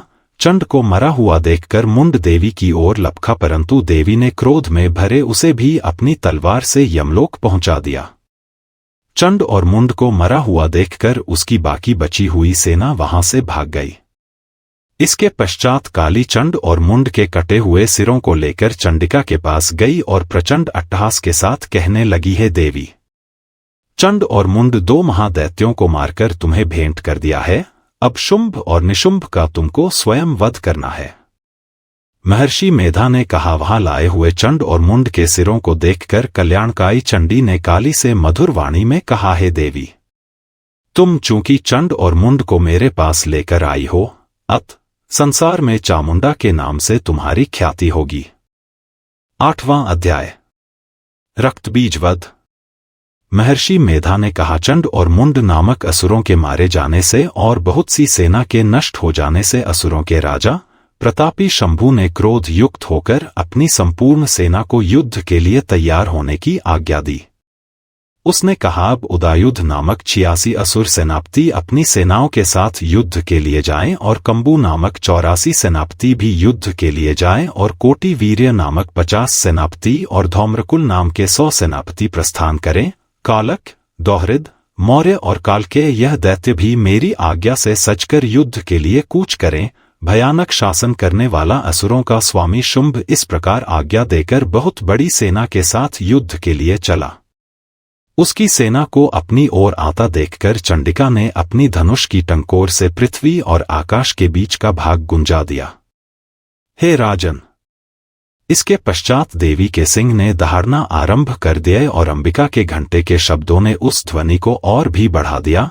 धनुष की टंकोर, शेर की दहाड़ और घंटे के शब्द से पृथ्वी और आकाश के बीच का भाग गूंज उठा और इसके साथ ही देवी ने अपने मुख को और भी भयानक बना लिया। से भयंकर शब्द को सुनकर राक्षसी सेना ने देवी तथा सिंह को चारों ओर से घेर लिया। हे राजन! उस समय दैत्यों के नाश के लिए और देवताओं के हित के लिए ब्रह्मा, शिव, कार्तिकेय, विष्णु तथा इंद्र आदि देवों की शक्तियां जो अत्यंत पराक्रम और बल से संपन्न थी, उनके शरीर से निकलकर उसी रूप में चंडिका देवी के पास गई। जिस देवता का जैसा रूप था, जैसे आभूषण थे और जैसा वाहन था, वैसा ही रूप, आभूषण और वाहन लेकर उन देवताओं की शक्तियां दैत्यों से युद्ध करने के लिए आई। हंस युक्त विमान में बैठकर और रुद्राक्ष की माला तथा कमंडलू धारण करके ब्रह्मा जी की शक्ति आई। वृषभ पर सवार होकर, हाथ में त्रिशूल लेकर, महानाग का कंकण पहनकर और चंद्ररेखा से भूषित होकर भगवान शंकर की शक्ति माहेश्वरी आई और मोर पर आरूढ़ होकर हाथ में शक्ति लिए दैत्यों से युद्ध करने के लिए कार्तिकेय जी की शक्ति उन्हीं का रूप धारण करके आई। भगवान विष्णु की शक्ति गरुड़ पर सवार होकर शंख, चक्र, श्रांग गदा, धनुष तथा खंड हाथ में लिए हुए आई। श्रीहरि की शक्ति वाराही, वाराह का शरीर धारण करके आई और नृसिंह के समान शरीर धारण करके उनकी शक्ति नारसिंही भी आई। उसकी गर्दन के झटकों से आकाश के तारे टूट पड़ते थे और इसी प्रकार देवराज इंद्र की शक्ति इंद्री भी रावत के ऊपर सवार होकर आई। पश्चात इन देव शक्तियों से घिरे हुए भगवान शंकर ने चंडिका से कहा, मेरी प्रसन्नता के लिए तुम शीघ्र ही इन असुरों को मारो। इसके पश्चात देवी के शरीर में से अत्यंत उग्र रूप वाली और सैकड़ों गीदड़ियों के समान आवाज करने वाली चंडिका शक्ति प्रकट हुई।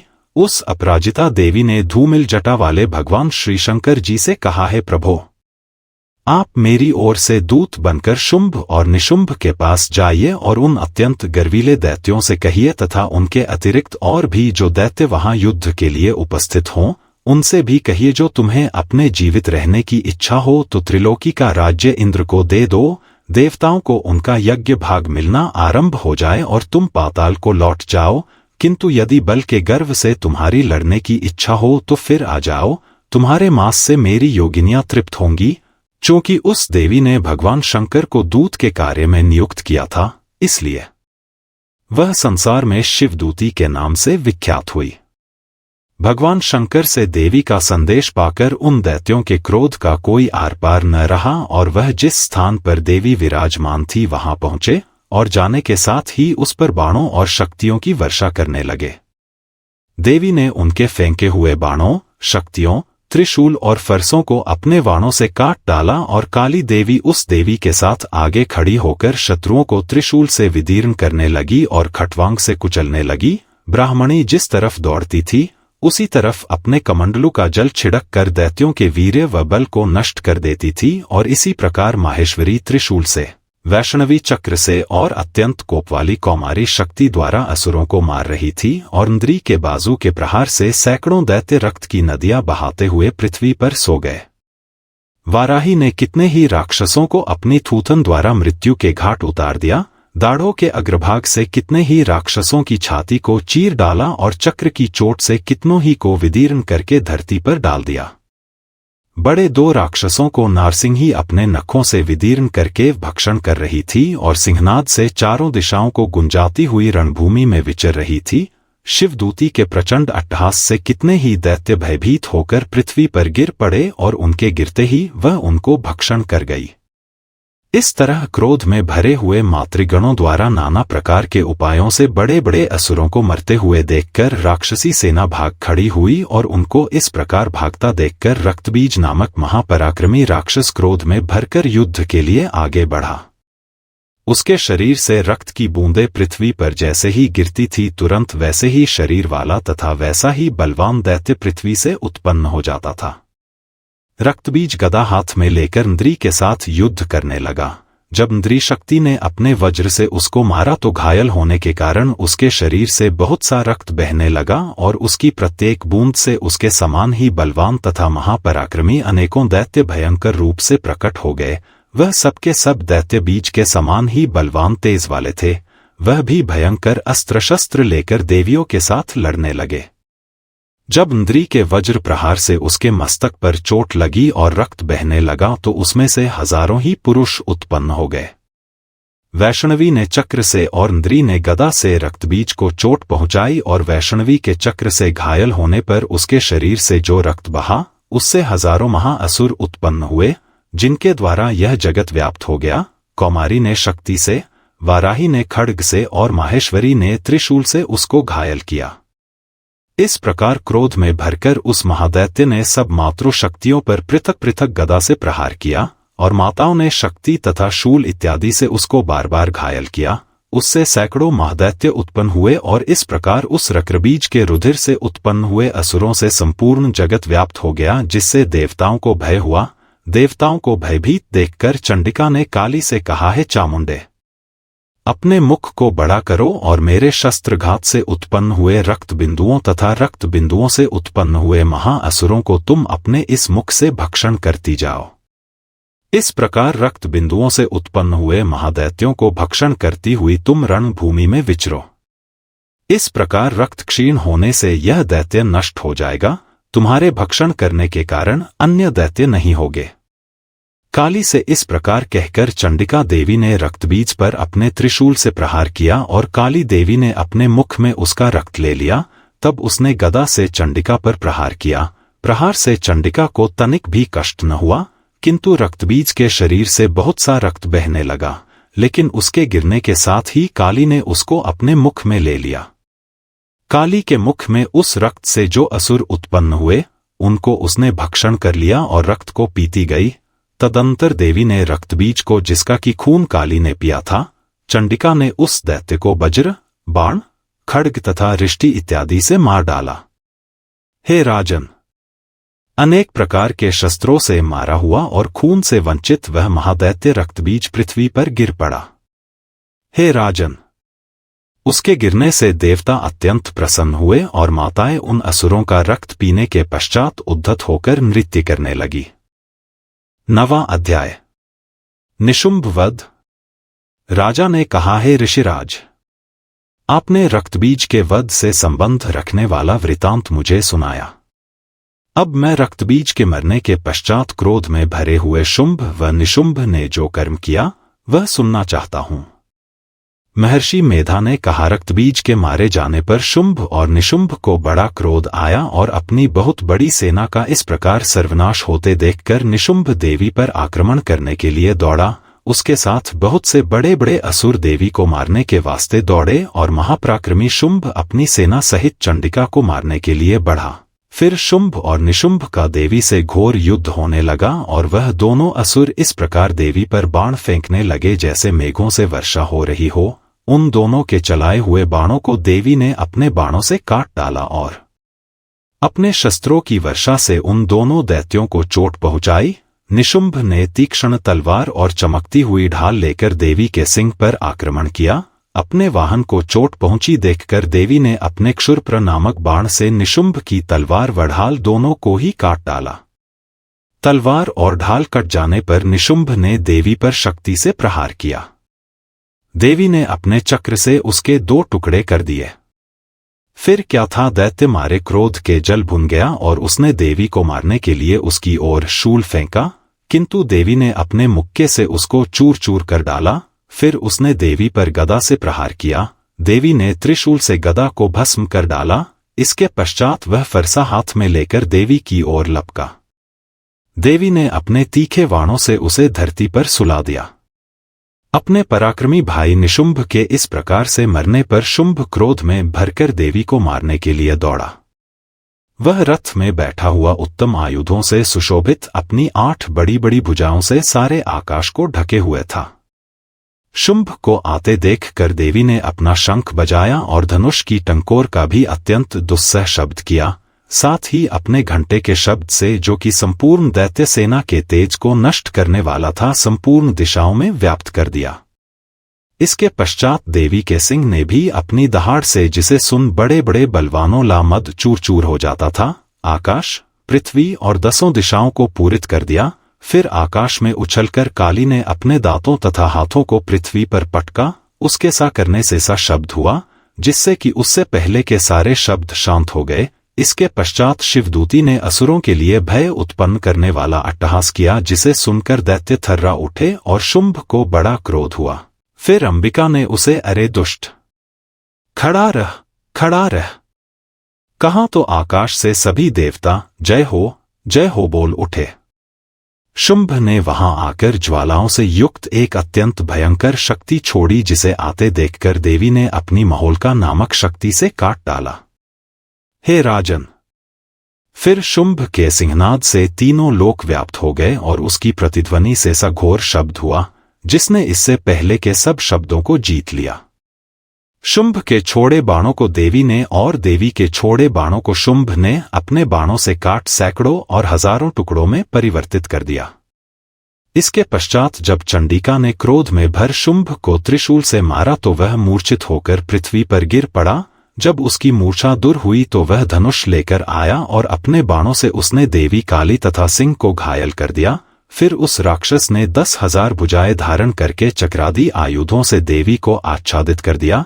तब भगवती दुर्गा ने कुपित होकर अपने बाणों से उन चक्रों तथा बाणों को काट डाला। यह देखकर निशुंभ हाथ में गदा लेकर चंडिका को मारने के लिए दौड़ा। उसके आते ही देवी ने तीक्ष्ण धार वाले खड्ग से उसकी गदा को काट डाला। उसने फिर त्रिशूल हाथ में ले लिया। देवताओं को दुखी करने वाले निशुंभ त्रिशूल हाथ में लिए हुए आता देखकर चंडिका ने अपने शूल से उसकी छाती पर प्रहार किया और उसकी छाती को चीर डाला। शूल विदीर्ण हो जाने पर उसकी छाती में से एक उस जैसा ही महापराक्रमी दैत्य ठहर जा कहता हुआ निकला। उसको देखकर देवी ने बड़े जोर से ठहाका लगाया। अभी वह निकलने भी न पाया था कि उसका सिर अपनी तलवार से काट डाला। सिर के कटने के साथ ही वह पृथ्वी पर गिर पड़ा। तदंतर सिंह दहाड़ दहाड़ कर असुरों का भक्षण करने लगा और काली शिवदूती भी राक्षसों का रक्त पीने लगी। कौमारी की शक्ति से कितने ही महादैत्य नष्ट हो गए। ब्रह्माजी के कमंडल के जल से कितने ही असुर समाप्त हो गए। कई दैत्य माहेश्वरी के त्रिशूल से विदीर्ण होकर पृथ्वी पर गिर पड़े और बाराही के प्रहारों से छिन्न भिन्न होकर धराशायी हो गए। वैष्णवी ने भी अपने चक्र से बड़े बड़े महापराक्रमियों का कचमूर निकालकर उन्हें यमलोक भेज दिया और इंद्री से कितने ही महाबली राक्षस टुकड़े दो हो गए। कई दैत्य मारे गए, कई भाग गए, कितने ही काली शिवदूती और सिंह ने भक्षण कर लिए। 10वां अध्याय। शुंभ वध। महर्षि मेधा ने कहा, है राजन, अपने प्यारे भाई को मरा हुआ तथा सेना को नष्ट हुई देखकर क्रोध में भरकर दैत्यराज शुंभ कहने लगा, दुष्ट दुर्गे, तू अहंकार से गर्व मत कर, क्योंकि तू दूसरों के बल पर लड़ रही है। देवी ने कहा, है दुष्ट, देख मैं तो अकेली ही हूं। इस संसार में मेरे सिवा दूसरा कौन है? यह सब मेरी शक्तियां हैं। देख, यह सब की सब मुझ में प्रविष्ट हो रही हैं। इसके पश्चात ब्राह्मणी आदि सब देवियां उस देवी के शरीर में लीन हो गई और देवी अकेली रह गई। तब देवी ने कहा, मैं अपनी ईश्वरीय शक्ति से अनेक रूपों में यहां उपस्थित हुई थी। उन सब रूपों को मैंने समेट लिया है। अब अकेली ही यहां खड़ी हूं, तुम भी यहीं ठहरो। महर्षि मेधा ने कहा। तब देवताओं तथा राक्षसों के देखते दो देवी तथा शुंभ में भयंकर युद्ध होने लगा। अंबिका देवी ने सैकड़ों अस्त्र शस्त्र छोड़े। उधर दैत्यराज ने भी भयंकर अस्त्रों का प्रहार आरंभ कर दिया।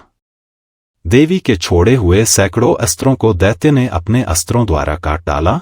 इसी प्रकार शुंभ ने जो अस्त्र छोड़े उनको देवी ने अपनी भयंकर हुंकार के द्वारा ही काट डाला। दैत्य ने जब सैकड़ों बाण छोड़कर देवी को ढक दिया तो क्रोध में भरकर देवी ने अपने बाणों से उसका धनुष नष्ट कर डाला। धनुष कट जाने पर दैत्येंद्र ने शक्ति चलाई, लेकिन देवी ने उसे भी काट कर फेंक दिया। फिर दैत्येंद्र चमकती हुई ढाल लेकर देवी की ओर दौड़ा, किंतु जब वह देवी के समीप पहुंचा तो देवी ने अपने तीक्ष्ण बाणों से उसकी चमकने वाली ढाल को भी काट डाला। फिर दैत्येंद्र का घोड़ा मर गया, रथ टूट गया, सारथी मारा गया। तब वह भयंकर मुदगर लेकर देवी पर आक्रमण करने के लिए चला, किंतु देवी ने अपने तीक्ष्ण बाणों से उसके मुदगर को भी काट दिया। इस पर दैत्य ने क्रोध में भरकर देवी की छाती में बड़े जोर से एक मुक्का मारा। दैत्य ने जब देवी को मुक्का मारा तो देवी ने भी उसकी छाती में जोर से एक थप्पड़ मारा। थप्पड़ खाकर पहले तो दैत्य पृथ्वी पर गिर पड़ा, किंतु तुरंत ही वह उठ खड़ा हुआ। फिर वह देवी को पकड़कर आकाश की ओर उछला और वहां जाकर दोनों में युद्ध होने लगा। वह युद्ध ऋषियों और देवताओं को आश्चर्य में डालने वाला था। देवी आकाश में दैत्य के साथ बहुत देर तक युद्ध करती रही। फिर देवी ने उसे आकाश में घुमाकर पृथ्वी पर गिरा दिया। दुष्टात्मा दैत्य पुनः उठकर देवी को मारने के लिए दौड़ा। तब उसको अपनी ओर आता हुआ देखकर देवी ने उसकी छाती विदीर्ण करके उसको पृथ्वी पर पटक दिया। देवी के त्रिशूल से घायल होने पर उस दैत्य के प्राण पखेरु उड़ गए और उसके मरने पर समुद्र, द्वीप, पर्वत और पृथ्वी सब कांपने लग गए। तदनंतर उस दुष्टात्मा के मरने से संपूर्ण जगत प्रसन्न व स्वस्थ हो गया तथा आकाश निर्मल हो गया। पहले जो उत्पात सूचक मेघ और उल्कापात होते थे वह सब शांत हो गए। उसके मारे जाने पर नदियां अपने ठीक मार्ग से बहने लगी। संपूर्ण देवताओं का हृदय हर्ष से भर गया और गंधर्वियां सुंदर गान गाने लगी। गंधर्व बाजे बजाने लगे और अप्सराएं नाचने लगी। पवित्र वायु बहने लगी। सूर्य की कांति स्वच्छ हो गई। यज्ञशालाओं की बुझी हुई अग्नि अपने आप प्रज्वलित हो उठी तथा चारों दिशाओं में शांति फैल गई। 11वां अध्याय। देवताओं का देवी की स्तुति करना और देवी का देवताओं को वरदान देना। महर्षि मेधा कहते हैं, दैत्य के मारे जाने पर इंद्रादि देवता अग्नि को आगे करके कात्यायनी देवी की स्तुति करने लगे। उस समय अभीष्ट की प्राप्ति के कारण उनके मुख खिले हुए थे। देवताओं ने कहा, है शरणागतों के दुख दूर करने वाली देवी, तुम प्रसन्न हो। हे संपूर्ण जगत की माता, तुम प्रसन्न हो। विंध्येश्वरी, तुम विश्व की रक्षा करो, क्योंकि तुम इस चर और अचर की ईश्वरी हो। हे देवी, संपूर्ण जगत की आधार रूप हो, क्योंकि तुम पृथ्वी रूप में भी स्थित हो और अत्यंत पराक्रम वाली देवी हो। तुम विष्णु की शक्ति हो और विश्व की बीज परमाया हो, और तुमने ही इस संपूर्ण जगत को मोहित कर रखा है। तुम्हारे प्रसन्न होने पर ही यह पृथ्वी मोक्ष को प्राप्त होती है। हे देवी, संपूर्ण विद्याएं तुम्हारे ही भिन्न भिन्न स्वरूप हैं। इस जगत में जितनी स्त्रियां हैं वह सब तुम्हारी ही मूर्तियां हैं। एकमात्र तुमने ही इस जगत को व्याप्त कर रखा है। तुम्हारी स्तुति किस प्रकार हो सकती है, क्योंकि तुम परम बुद्धि रूप हो और संपूर्ण प्राणी रूप स्वर्ग और मुक्ति देने वाली हो। अत इसी रूप में तुम्हारी स्तुति की गई है। तुम्हारी स्तुति के लिए इससे बढ़कर और क्या युक्तियां हो सकती हैं। संपूर्ण जनों के हृदय में बुद्धिरूप होकर निवास करने वाली, स्वर्ग तथा मोक्ष प्रदान करने वाली है नारायणी देवी, तुमको नमस्कार है।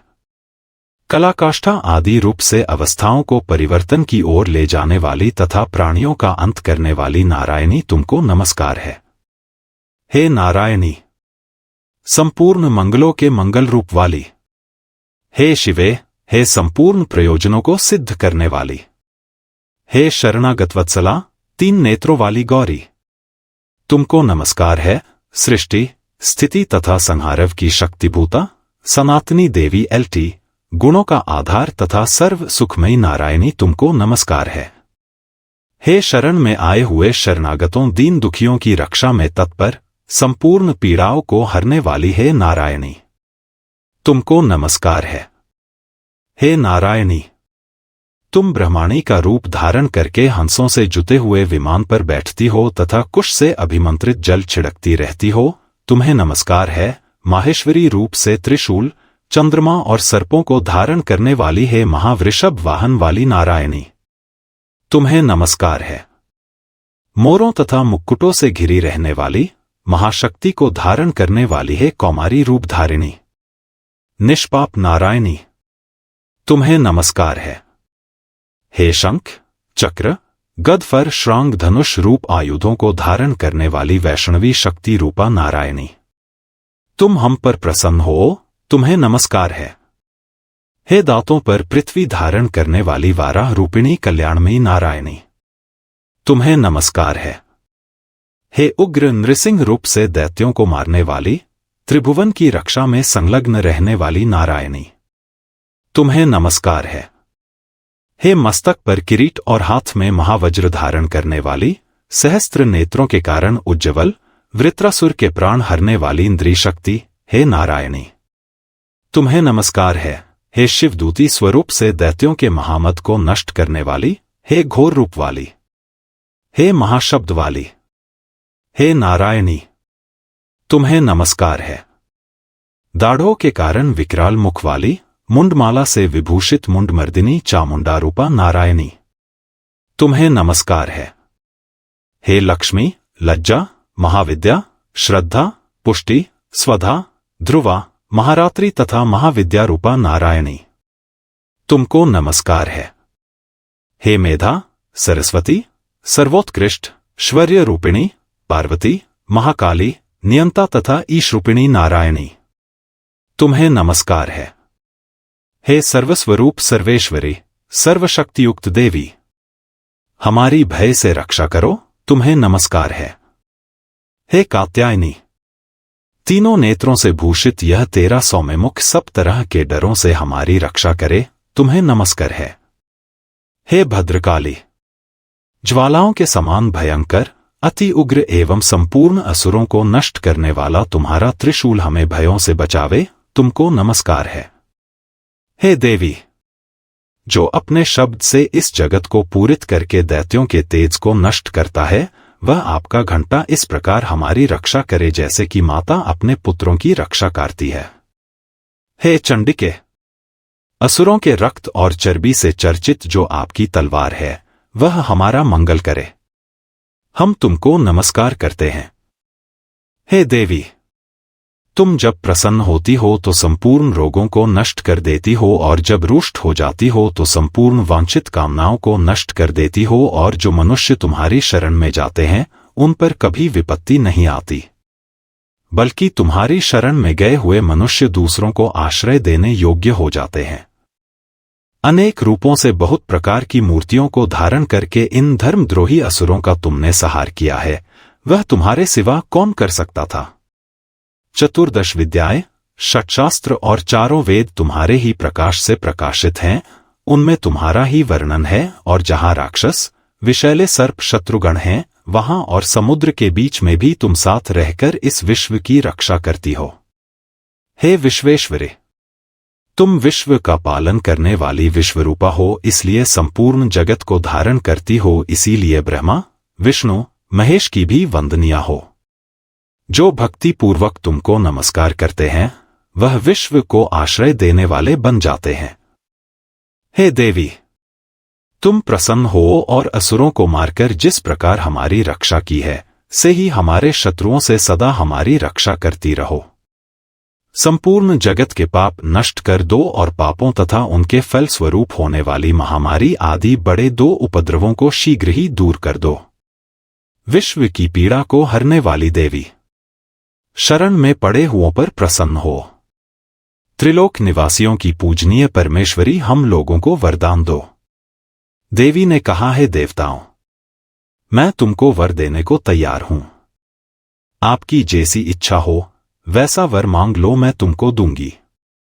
देवताओं ने कहा, है सर्वेश्वरी, त्रिलोकी के निवासियों की समस्त पीड़ाओं को तुम इसी प्रकार हरती रहो और हमारे शत्रुओं को इसी प्रकार नष्ट करती रहो। देवी ने कहा, वैवस्वत मनवंतर के 28वें युग में 2 और महाअसुर शुंभ और निशुंभ उत्पन्न हो गए। उस समय मैं नंद गोप के घर से यशोदा के गर्भ से उत्पन्न होकर विंध्याचल पर्वत पर शुंभ और निशुंभ का संहार करूंगी। फिर अत्यंत भयंकर रूप से पृथ्वी पर अवतीर्ण होकर मैं वैप्रचित्ति नामक दानवों का नाश करूंगी। उन भयंकर महाअसुरों को भक्षण करते समय मेरे दांत अनार पुष्प के समान लाल होंगे। इसके पश्चात स्वर्ग में देवता और पृथ्वी पर मनुष्य मेरी स्तुति करते हुए मुझे रक्तदंतिका कहेंगे। फिर जब 100 वर्षों तक वर्षा न होगी तो मैं ऋषियों के स्तुति करने पर आयोनिज नाम से प्रकट होऊंगी और अपने 100 नेत्रों से ऋषियों की ओर देखूंगी। अत मनुष्य शताक्षी नाम से मेरा कीर्तन करेंगे। उसी समय मैं अपने शरीर से उत्पन्न हुए प्राणों की रक्षा करने वाले शाकों द्वारा सब प्राणियों का पालन करूंगी और तब इस पृथ्वी पर शाकंभरी के नाम से विख्यात होऊंगी और इसी अवतार में मैं दुर्ग नामक महाअसुर का वध करूंगी और इससे मैं दुर्गा देवी के नाम से प्रसिद्ध होऊंगी। इसके पश्चात जब मैं भयानक रूप धारण करके हिमालय निवासी ऋषियों महर्षियों की रक्षा करूंगी तब भीमा देवी के नाम से मेरी ख्याति होगी और जब फिर अरुण नामक असुर तीनों लोकों को पीड़ित करेगा तब मैं असंख्य भ्रमरों का रूप धारण करके उस महादैत्य का वध करूंगी। तब स्वर्ग में देवता और मृत्युलोक में मनुष्य मेरी स्तुति करते हुए मुझे भ्रामरी नाम से पुकारेंगे। इस प्रकार जब जब पृथ्वी राक्षसों से पीड़ित होगी तब तब मैं अवतरित होकर शत्रुओं का नाश करूंगी। 12वां अध्याय। देवी के चरित्रों के पाठ का महात्म्य। देवी बोली है, देवताओं, जो पुरुष इन स्तोत्रों द्वारा एकाग्रचित्त होकर मेरी स्तुति करेगा उसके संपूर्ण कष्टों को निसंदेह हर लूंगी। मधुकैटभ के नाश, महिषासुर के वध और शुंभ तथा निशुंभ के वध की जो मनुष्य कथा कहेंगे, मेरे महात्म्य को अष्टमी, चतुर्दशी व नवमी के दिन एकाग्रचित्त से भक्तिपूर्वक सुनेंगे, उनको कभी कोई पाप न रहेगा। पाप से उत्पन्न हुई विपत्ति भी उनको न सताएगी। उनके घर में दरिद्रता न होगी और न उनको प्रियजनों का बिछोह होगा। उनको किसी प्रकार का भय न होगा। इसीलिए प्रत्येक मनुष्य को भक्तिपूर्वक मेरे इस कल्याणकारक महात्म्य को सदा पढ़ना और सुनना चाहिए। मेरा यह महात्म्य महामारी से उत्पन्न हुए संपूर्ण उपद्रवों को एवं 3 प्रकार के उत्पातों को शांत कर देता है। जिस घर व मंदिर में या जिस स्थान पर मेरा यह स्तोत्र विधि पूर्वक पढ़ा जाता है उस स्थान का मैं कभी भी त्याग नहीं करती और वहां सदा ही मेरा निवास रहता है। बलिदान, पूजा, होम तथा महोत्सवों में मेरा यह चरित्र उच्चारण करना तथा सुनना चाहिए। हवन या पूजन मनुष्य जानकर या बिना जाने करे, मैं उसे तुरंत ग्रहण कर लेती हूं और शरद काल में प्रत्येक वर्ष जो महापूजा की जाती है उनमें मनुष्य भक्तिपूर्वक मेरा यह महात्म्य सुनकर सब विपत्तियों से छूट जाता है और धन, धान्य तथा पुत्रादि से संपन्न हो जाता है और मेरे इस महात्म्य व कथाओं इत्यादि को सुनकर मनुष्य निर्भय हो जाता है और महात्म्य के श्रवण करने वालों के शत्रु नष्ट हो जाते हैं तथा कल्याण की प्राप्ति है और उनका कुल आनंदित हो जाता है। सब कष्ट शांत हो जाते हैं तथा भयंकर स्वप्न दिखाई देना तथा घरेलू दुख इत्यादि सब मिट जाते हैं। बाल ग्रहों में ग्रसित बालकों के लिए यह मेरा महात्म्य परम शांति देने वाला है। मनुष्यों में फूट पड़ने पर यह भली भांति मित्रता करवाने वाला है। मेरा यह महात्म्य मनुष्यों को मेरी जैसी सामर्थ्य की प्राप्ति करवाने वाला है। पशु, पुष्प, अर्घ्य, धूप, गंध, दीपक इत्यादि सामग्रियों द्वारा पूजन करने से, ब्राह्मण को भोजन करा के हवन करके, प्रतिदिन अभिषेक करके, नाना प्रकार के भोगों को अर्पण करके और प्रत्येक वर्ष दान इत्यादि करके जो मेरी आराधना की जाती है और उससे मैं जैसी प्रसन्न हो जाती हूँ वैसी प्रसन्न मैं इस चरित्र के सुनने से हो जाती हूँ। यह महात्म्य श्रवण करने पर पापों को हर लेता है तथा आरोग्य प्रदान करता है। मेरे प्रादुर्भाव का कीर्तन दुष्ट प्राणियों से रक्षा करने वाला है, युद्ध में दुष्ट दैत्यों का संहार करने वाला है। इसके सुनने से मनुष्य को शत्रुओं का भय नहीं रहता। हे देवताओं, तुमने जो मेरी स्तुति की है अथवा ब्रह्मा जी ने जो मेरी स्तुति की है वह मनुष्यों को कल्याणमयी बुद्धि प्रदान करने वाली है। वन में सूने मार्ग में अथवा दावानल से घिर जाने पर, वन में चोरों से घिरा हुआ या शत्रुओं द्वारा पकड़ा हुआ, जंगल में सिंहों से, व्याघ्रों से या जंगली हाथियों द्वारा पीछा किया हुआ, राजा के क्रुद्ध हो जाने पर मारे जाने के भय से, समुद्र में नाव के डगमगाने पर, भयंकर युद्ध में फंसा होने पर, किसी भी प्रकार की पीड़ा से पीड़ित, घोर बाधाओं से दुखी हुआ मनुष्य मेरे इस चरित्र को स्मरण करने से संकट से मुक्त हो जाता है। मेरे प्रभाव से सिंह, चोर या शत्रु इत्यादि दूर भाग जाते हैं और पास नहीं आते। महर्षि ने कहा, प्रचंड पराक्रम वाली भगवती चंडिका यों कहने के पश्चात सब देवताओं के देखते ही देखते अंतर्धान हो गई और संपूर्ण देवता अपने शत्रुओं के मारे जाने पर पहले की तरह यज्ञ भाग का उपभोग करने लगे और उनको अपने अधिकार फिर से प्राप्त हो गए तथा युद्ध में देवताओं के शत्रुओं शुंभ व निशुंभ के देवी के हाथों मारे जाने पर बाकी बचे हुए राक्षस पाताल को चले गए। हे राजन, इस प्रकार भगवती अंबिका नित्य होती हुई भी बार बार प्रकट होकर इस जगत का पालन करती है, इसको मोहित करती है, जन्म देती है और प्रार्थना करने पर समृद्धि प्रदान करती है। हे राजन, भगवती ही महाप्रलय के समय महामारी का रूप धारण करती है और वही संपूर्ण ब्रह्मांड में व्याप्त है और वही भगवती समय समय पर महाकाली तथा महामारी का रूप बनाती है और स्वयं अजन्मा होती हुई भी सृष्टि के रूप में प्रकट होती है। वह सनातनी देवी प्राणियों का पालन करती है और वही मनुष्य के अभ्युदय के समय घर में लक्ष्मी का रूप बनाकर स्थित हो जाती है तथा अभाव के समय दरिद्रता बनकर विनाश का कारण बन जाती है। पुष्प, धूप और गंध आदि से पूजन करके उसकी स्तुति करने से वह धन एवं पुत्र देती है और धर्म में शुभ बुद्धि प्रदान करती है। 13वां अध्याय। राजा सुरथ और वैश्य को देवी का वरदान। महर्षि मेधा ने कहा, है राजन, इस प्रकार देवी के उत्तम महात्म्य का वर्णन मैंने तुमको सुनाया। जगत को धारण करने वाली इस देवी का सा ही प्रभाव है, वही देवी ज्ञान को देने वाली है और भगवान विष्णु की इस माया के प्रभाव से तुम और यह वैश्य तथा अन्य विवेकी जन मोहित होते हैं और भविष्य में मोहित होगे। हे राजन, तुम इसी परमेश्वरी की शरण में जाओ। यही भगवती आराधना करने पर मनुष्य को भोग, स्वर्ग तथा मोक्ष प्रदान करती है। मार्कंडेय जी ने कहा, महर्षि मेधा की यह बात सुनकर राजा सुरथ ने उन उग्रव्रत वाले ऋषि को प्रणाम किया और राज्य के छिन जाने के कारण उसके मन में अत्यंत ग्लानि हुई और वह राजा तथा वैश्य तपस्या के लिए वन को चले गए और नदी के तट पर आसन लगाकर भगवती के दर्शनों के लिए तपस्या करने लगे।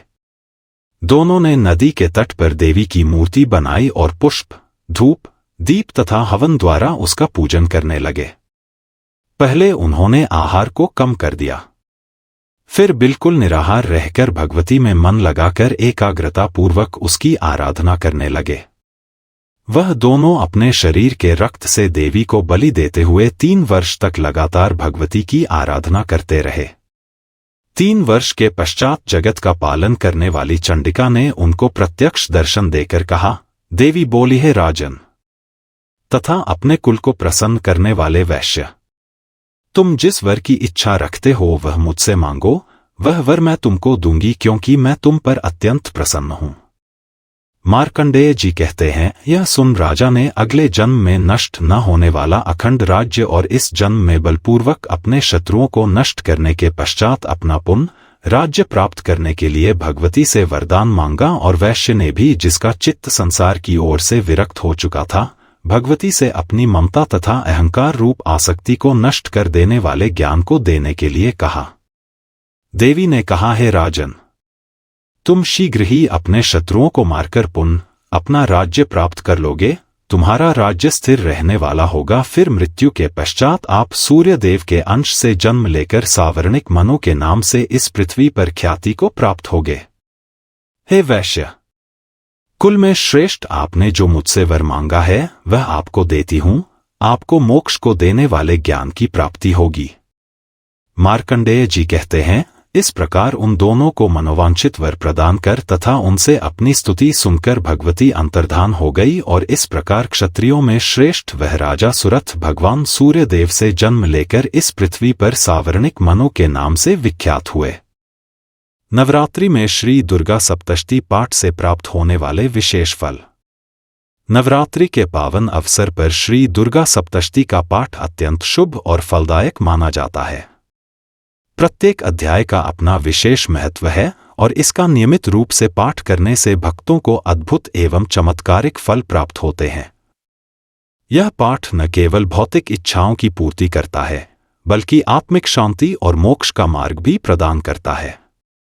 नवरात्रि में श्री दुर्गा सप्तशती पाठ से मिलने वाले प्रमुख लाभ। चिंताओं से मुक्ति। नवरात्रि में सप्तशती के प्रथम अध्याय का पाठ समस्त चिंताओं को दूर करता है। यह पाठ जीवन में शांति और स्थिरता लाता है और शत्रुओं का भय समाप्त करता है। कानूनी मामलों में सफलता। द्वितीय और तृतीय अध्याय का पाठ कानूनी मामलों में विजय दिलाने वाला होता है। अगर किसी पर झूठे आरोप लगे हों तो यह पाठ उसे उन आरोपों से मुक्ति दिलाता है। जीवनसाथी की प्राप्ति। चतुर्थ अध्याय का पाठ करने से अच्छे और योग्य जीवनसाथी की प्राप्ति होती है। इसके साथ ही यह देवी की भक्ति को और अधिक प्रगाढ़ बनाता है। नकारात्मक ऊर्जा का नाश।